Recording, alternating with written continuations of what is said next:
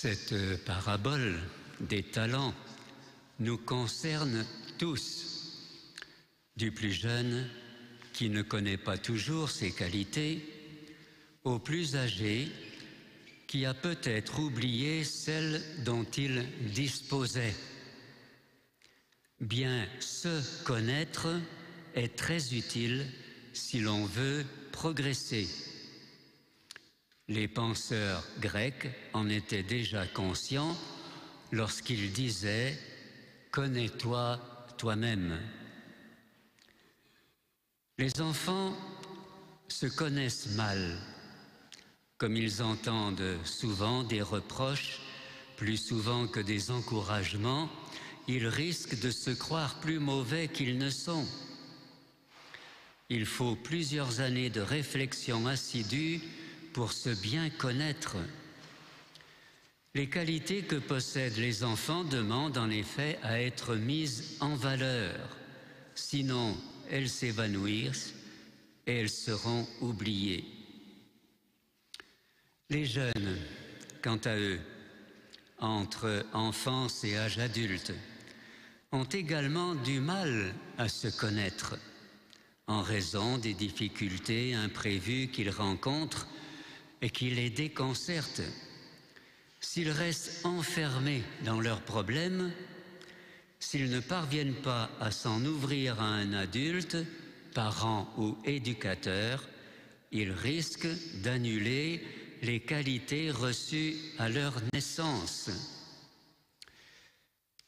Quant aux adultes, il arrive qu'ils étouffent certaines qualités d'enfance sous prétexte d'émancipation, de concurrence déloyale, de pratique du système D, et ceux qui les ont connus tout jeunes ne les reconnaissent plus tant ils ont été bousculés et transformés par la vie. C'est donc d'abord aux jeunes qu'il appartient de faire fructifier leurs talents, les qualités que le Seigneur leur a confiées. Mais cette parabole s'adresse aussi aux adultes et aux personnes âgées, dont je suis, car mieux vaut tard que jamais. Si, à la suite d'un examen de conscience, on se rend compte qu'on a laissé dormir certains talents, qu'on ne les a pas utilisés, il faut se réveiller et se mettre rapidement à l'ouvrage, surtout si les années ou les mois sont comptés. Bien que ce soit difficile, il faut essayer de rattraper le temps perdu et ne jamais capituler. Nous n'avons pas tous reçu le même nombre de talents, mais nous aurons tous à en rendre compte. La première lecture faisait l'éloge de cette femme vaillante, bourrée de qualités difficiles à cumuler dans une même personne. Mais il n'empêche que ce texte peut nous faire tous réfléchir, filles et garçons, hommes et femmes. Qu'est-ce qui nous empêche d'être vaillants, sinon notre négligence plus ou moins prononcée? Est-ce que nous cherchons à mériter la confiance des autres au lieu de prendre des faux fuyants, des échappatoires, au lieu de jouer au plus malin et de traiter les autres de naïfs, brisant à la racine la bonne volonté de certains? Est-ce que nous cherchons à rendre les autres heureux avec les moyens que Dieu nous a donnés, quels qu'ils soient, pauvres ou riches? Comment se fait-il qu'on trouve les plus beaux sourires dans les pays de misère et que l'on croise une foule de regards blasés chez les nantis? Comme nous y invite le livre des Proverbes, nous pourrions aussi nous demander comment nous travaillons, dans la mesure de nos moyens. Quand il s'agit de bricoler chez soi, on y met en général toute son adresse, toute son habileté. Mais quand on fait quelque chose pour les autres, on est peut-être moins regardant. Et pourtant, en tout lieu et en tout temps, nous devrions employer tous nos talents pour rendre les services demandés, même si c'est pour quelqu'un que nous n'aimons pas beaucoup.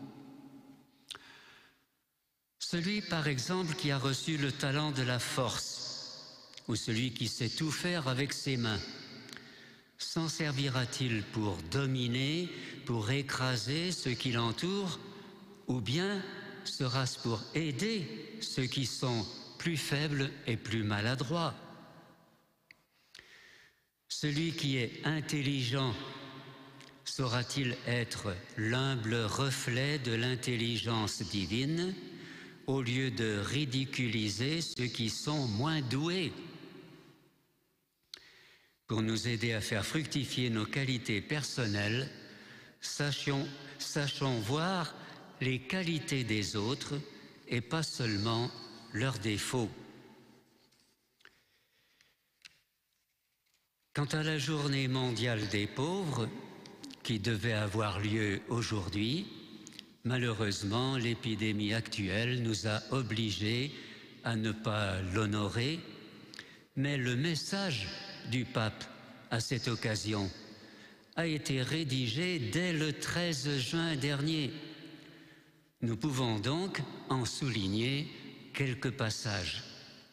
D'abord le thème qui est « Tends ta main aux pauvres ». Ensuite, le pape nous interpelle. Chaque rencontre avec une personne en situation de pauvreté nous provoque et nous interroge. Et des questions se posent.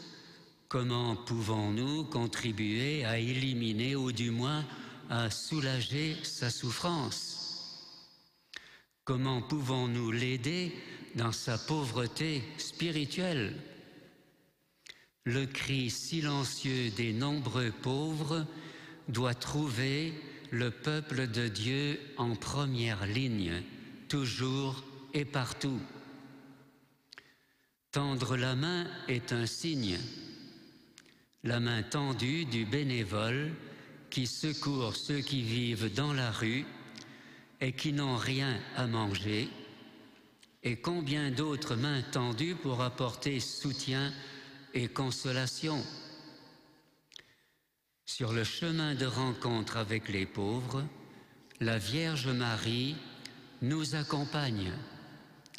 Puisse la prière à la Mère des pauvres rassembler tous ceux qui les servent au nom du Christ. Que la prière transforme la main tendue en main de partage et de fraternité. Amen.